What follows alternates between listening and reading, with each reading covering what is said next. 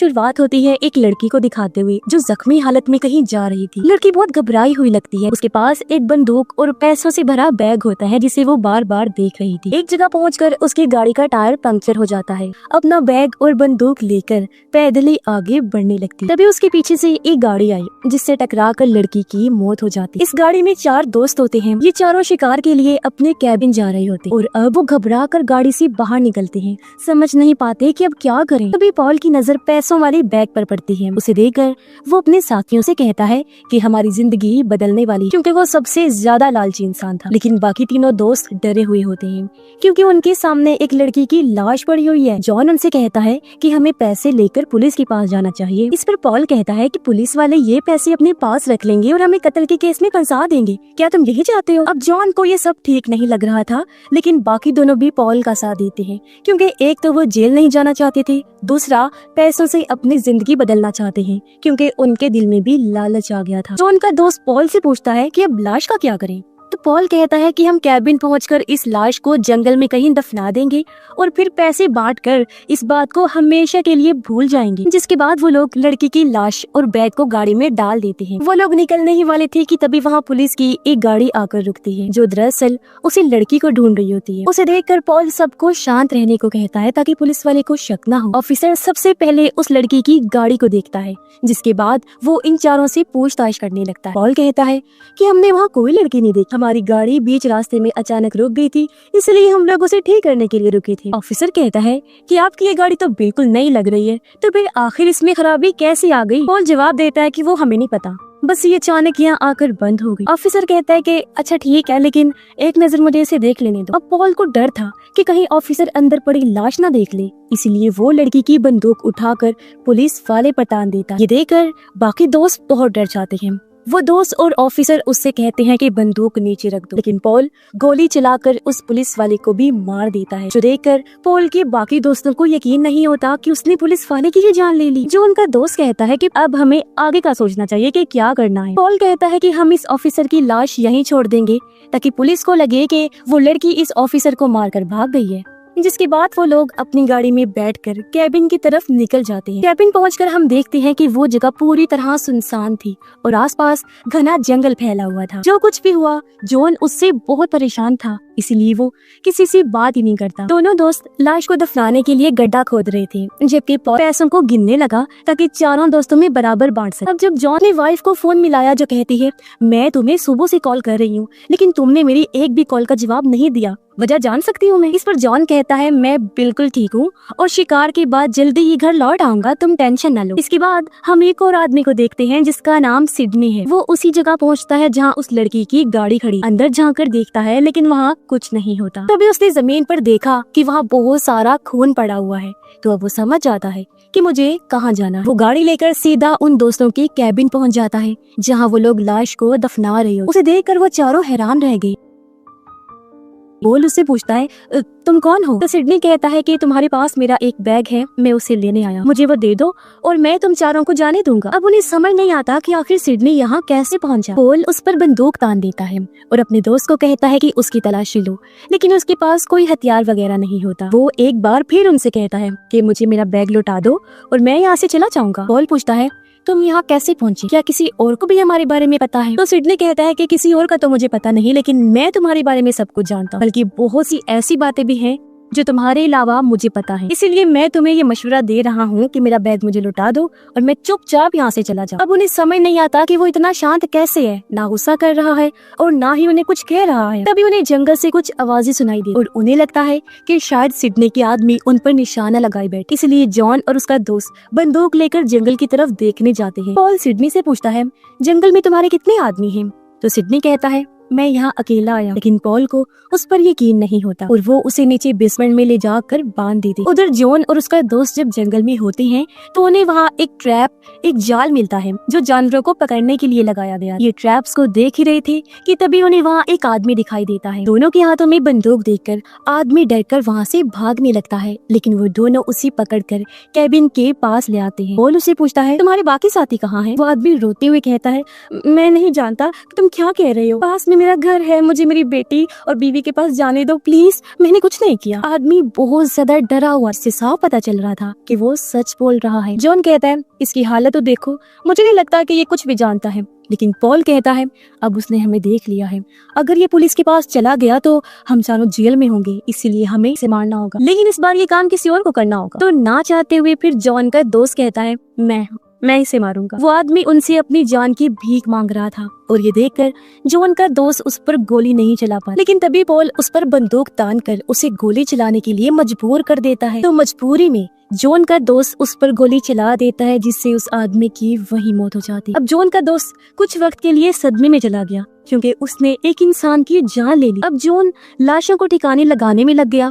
वही Paul Sydney के पास आता है। सिडनी उसे कहता है तुमने एक बेगुनाह इंसान को मार डाला जबकि तुम जानते थे कि वो बेकसूर था। अब तुम्हें इंसानों का शिकार करने में खुशी मिलने लगी है। तुम ये सब खुद को बचाने के लिए नहीं कर रहे, बल्कि तुम्हें इस सब की आदत होने लगी, जैसे कोई नशा लगता है। सिडनी की ये बातें सुनकर पॉल हैरान रह जाता है। अब जब जॉन अंदर आता है तो सिडनी फिर उन लोगों से कहता है मैं तुम सबको आखिरी बार कह रहा हूँ, मेरे पैसे मुझे वापस दे दो और मैं यहाँ से चला जाऊंगा। ये सुन पॉल का दोस्त कहता है अगर हम पैसों में से एक हिस्सा इसे भी दे दें तो मेरे ख्याल से कोई मसला नहीं होना चाहिए इसमें। लेकिन पॉल इसके लिए नहीं मानता, जिस पर सिडनी भी कहता है मुझे कोई हिस्सा नहीं चाहिए, या तो मैं यहाँ से सब कुछ लेकर जाऊंगा या फिर कुछ भी नहीं। ये सुनकर पॉल उसके सर पर बंदूक तान देता है। सिडनी फिर शांत रहा और बड़े धीमे लहजे में कहता है तुम मुझे नहीं मार सकते, और हाँ क्यों ना तुम अपने दोस्तों को कैलिफोर्निया वाली बात बता दो। ये सुन पॉल पूरी तरह से चौंक जाता है। सिडनी से पूछता है तुम ये सब कैसे जानते हो? तब जॉन भी उससे पूछता है आखिर कैलिफोर्निया में क्या हुआ? अब पहले तो पॉल बात को टाल देता है, लेकिन फिर वो बताता है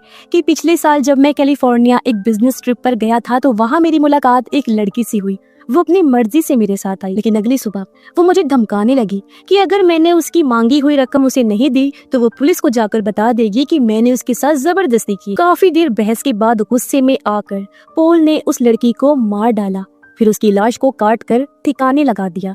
यानी पॉल पहले भी एक कत्ल कर चुका था। ये सुनकर उसके दोस्तों को यकीन नहीं होता कि ये ऐसे भी कर सकता है। तो पॉल उनसे कहता है मैं डर गया और मैंने वो सब कुछ अपनी जान बचाने के लिए ही किया। अब इस बीच हम जॉन के दोस्त को देखते हैं जो बहुत गुस्से में था। वो बेसमेंट में आकर पॉल पर बंदूक तान देता है और कहने लगा कि तुम्हारी वजह से मैंने एक आदमी को मार डाला और मुझे इस बात का पछतावा हो रहा है। तो पॉल उसे याद दिलाता है कि उसे मारने के लिए तुम खुद ही आगे आए। जो सुनकर जॉन का दोस्त काफी दंग रह गया और इस मौके का फायदा उठाकर पॉल उससे बंदूक छीन लेता है और उसी पर तान कर उसे मारता पीटता है। पॉल का दोस्त और जॉन उसे रोकने की कोशिश करते हैं, लेकिन जब वो नहीं रुकता तो पॉल का दोस्त उसके सर पर बंदूक मार उसे बेहोश कर देता है। पॉल को जब होश आया तो वो खुद को सिडनी के साथ बेसमेंट में पाता है। उधर ऊपर पॉल का दोस्त और जॉन पैसों को लेकर बात कर रही होती है। जॉन कहता है हम इन पैसों को जंगल में कहीं छुपा देंगे जब तक कोई हल नहीं निकलता, क्योंकि जब से ये बैग हमारी जिंदगी में आया है हम अपनी इंसानियत खो चुके हैं। बेसमेंट में सिडनी पॉल को भड़काता है कि तुम्हारा दोस्त पैसे लेकर चला गया है, लगता है वो तुम्हें अपने प्लान में शामिल नहीं करेगा। तब पॉल गुस्से में जॉन के पीछे भागता है, लेकिन तभी जॉन का दोस्त उस पर गोली चला देता है जिससे वो वहीं गिर गया। अब उन्हें लगता है कि शायद से पॉल मर गया है, इसलिए जॉन का दोस्त बेसमेंट में जाकर रोने लगता है। तब सिडनी कहता है अब रोने का क्या फायदा, कोई फायदा नहीं है। तुम उस आदमी को मारना नहीं चाहते थे, फिर भी तुमने उसे मार दिया और अब तुमने अपने दोस्त पर ही गोली चला दी। क्या तुम्हें लगता है कि रोने से ये तुम्हारा जुर्म खत्म हो जाएगा? दूसरी तरफ हम जॉन को देखते हैं। उसे जंगल में एक खोखला पेड़ नजर आया और वो उस बैग को उसके अंदर छुपा देता। कुछ देर बाद जब पॉल की आंख खुली तो वो जल्दी से एक पेड़ के पीछे छुप जाता है। असल में गोली उसके कंधे पर लगी थी और वो बच गया था और अब वो समझ गया था कि मेरे दोस्त मेरे खिलाफ हो चुके हैं। इधर सिडनी पॉल के दोस्त से पूछता है क्या तुम जॉन पर भरोसा करते हो? इस पर वो जवाब देता है कि हाँ मुझे जॉन पर यकीन है। सिडनी कहता है तुम ये पैसे लेकर अपनी जिंदगी संवारने का सोच रही हो, है ना? लेकिन मैं तुम्हें बता दूं इन पैसों ने आज तक किसी का भला नहीं किया। इस पर पॉल का दोस्त उसे चुप रहने को कहता है। सिडनी ने फिर कहा कि मुझे मेरे पैसे दे दो और मैं तुम्हें जिंदा जाने दूंगा, लेकिन वो दोस्त उसकी बात को नहीं समझ पाते। अब जब जॉन कैबिन वापस लौट रहा था तो पॉल उसके सामने आकर उस पर बंदूक तान देता है और कहता है मुझे बैग तक ले जाओ वरना मैं तुम्हें गोली मार दूंगा। जॉन अपनी बंदूक फेंक देता है। उसने कहा मैं बहुत थक गया हूँ इस सब से, अगर तुम्हें पैसे चाहिए तो मैं तुम्हें वहाँ लेकर जाऊंगा। लेकिन रास्ते में वो चालाकी से पॉल को उस रास्ते पर ले जाता है जहाँ जानवरों को पकड़ने के लिए ट्रैप्स लगाई गई थी। तो पॉल का पैर एक ट्रैप में फंस जाता है और वो दर्द से चिल्लाने लगा, लेकिन जॉन उसकी बंदूक उठाकर बिना मदद किए वहाँ से भाग जाता है। वो कैबिन पहुंचकर अपने दोस्तों को सब कुछ बता देता है। सारी बात सुनकर जॉन का दोस्त कहता है पॉल हमारा दोस्त है, आखिर हम उसे ऐसे मरने के लिए नहीं छोड़ सकते। तब सिडनी कहता है तुम लोगों के पास अब भी मौका है, मुझे मेरे पैसे दे दो। जब पॉल का दोस्त फिर से सिडनी को धमकाने लगा तो सिडनी कहता है मैं तुम्हारे बारे में सब कुछ जानता, कैसे तुम अपने दोस्तों को धोखा दे रही हो। इससे पहले कि सिडनी और कुछ कह पाता, पॉल का दोस्त उसके सर में गोली मार देता है और तभी वहाँ एक अजीब सी आवाज गूंजने लगी, जिसे सुनकर वो सब दर्द से चीखने लगते हैं क्योंकि आवाज उनके कानों को बहुत तकलीफ दे रही। कुछ देर बाद वो उस जगह पहुंचते हैं जहां जॉन ने पैसे छुपाए। रास्ते में पॉल ने उन्हें देख लिया होता है और वो भी चुपचाप उनका पीछा करता है। रास्ते में पॉल को जॉन की बंदूक मिल गई, जिसे वो अपने पास रख लेता है। आगे बढ़ते हुए जॉन पॉल के दोस्त से पूछता है क्या तुम मुझसे कुछ छुपा रहे हो। पॉल का दोस्त कहता है कि हाँ, और मुझे माफ कर देना, मेरा और तुम्हारी बीवी का ताल्लुक है।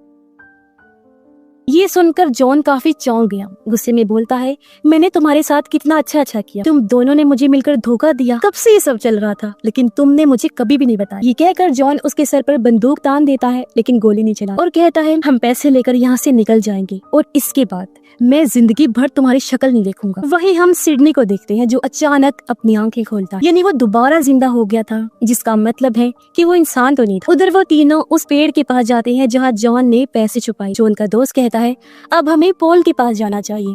तब इस पर पॉल के दोस्त ने कहा पॉल को भूल जाओ, वो अब तक शायद मर चुका होगा। इतना कहते ही पॉल उसे गोली मार देता है और वहीं उसकी मौत हो जाती है क्योंकि वो चुपचाप उन पर नजर रखे हुए था। ये देखकर जॉन और उसका दोस्त पेड़ के पीछे जाकर छुप जाते हैं। तब जॉन का दोस्त पॉल से कहता है तुम हमारे दोस्त हो, हम तुम्हें लेने ही आ रही थी। मैं अपनी बंदूक फेंक कर बाहर आ रहा हूँ, तुम भी अपनी बंदूक फेंक दो। इस पर पॉल कहता है पहले तुम बाहर आओ। हालांकि जॉन उसे ऐसा करने से मना करता है, लेकिन जॉन का दोस्त पॉल पर भरोसा करके बाहर आ जाता है। उसके हाथ में बैग भी था, लेकिन तभी जॉन का दोस्त पॉल के पीछे से सिडनी को देख लेता है और उसे देखकर वो दंग रह गया। उसके हाथ से बैग गिर जाता है। वो सोचता है कि ये जिंदा कैसे है। पॉल कुछ समझ नहीं पाता और इसी उलझन में वो जॉन के दोस्त को गोली मार देता है, यानी कि अब सिर्फ पॉल और जॉन ही जिंदा बचे थे। इसी बीच सिडनी जॉन के दोस्त को घसीटकर एक पेड़ के पास ले आता है। फिर वो एक इंजेक्शन से उसका खून निकालने लगता है ताकि खुद को फीड कर सके, खुद को दे सके। और यहाँ से हमें पता चलता है कि असल में सिडनी एक वैम्पायर है। जॉन का दोस्त अपनी आखिरी सांसें गिन रहा था कि तभी सिडनी उसे कहता है तुम इंसान कुत्तों की तरह हो, जैसे कुत्तों को मांस का टुकड़ा दे दो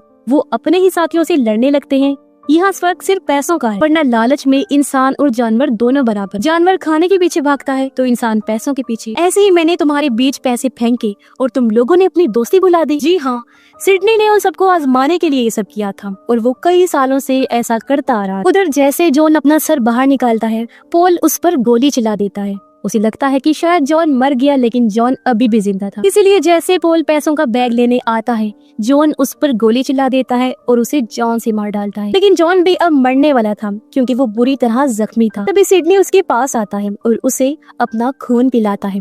वो कहता है ये तुम्हारे लिए एक तोहफा है मेरी तरफ से, इससे तुम इमोर्टल यानी कि अमर हो जाओगे और कभी भी नहीं मरोगे। तुम इंसान बहुत लालची होते हो जो अपने फायदे के लिए कुछ भी कर सकते हो और अब मैं तुम्हें एक नई जिंदगी दे रहा हूँ। ये कहकर वो पैसों से भरा हुआ बैग और बंदूक लेकर वहाँ से चला जाता है। सुबह वो उस बैग को उस लड़की की गाड़ी में रख देता है। थोड़ी देर बाद हम उस लड़की को गाड़ी की तरफ आते हुए देखते हैं, यानी वो जिंदा थी, उस दिन मरी नहीं थी, जिससे हम समझ जाते हैं कि वो भी इमोर्टल ही। वो लड़की बैग लेकर फिर से अपना काम शुरू कर देती है जो वो सिडनी के साथ मिलकर इतने सालों से करती आ रही, यानी इंसानों को आजमाना और उनका शिकार करके अपने पीने के लिए खून जमा करना। अब हम एक जगह पर दो और लोगों को देखते हैं जो पैसों से भरा बैग देखकर हैरान हो जाते हैं और उनके मन में भी लालच जाग उठता है। इससे हम समझ जाते हैं कि अब वही लोग सिडनी के अगले शिकार बनने वाले। फिर हम जॉन को भी देखते हैं जो जिंदा था। जाहिर है वो भी सिडनी का खून पीने से वैम्पायर बन चुका था और इमोर्टल हो गया था और सिडनी के साथ उसके इस मिशन में शामिल हो गया था। इस फिल्म की कहानी यहीं पर खत्म हो जाती है।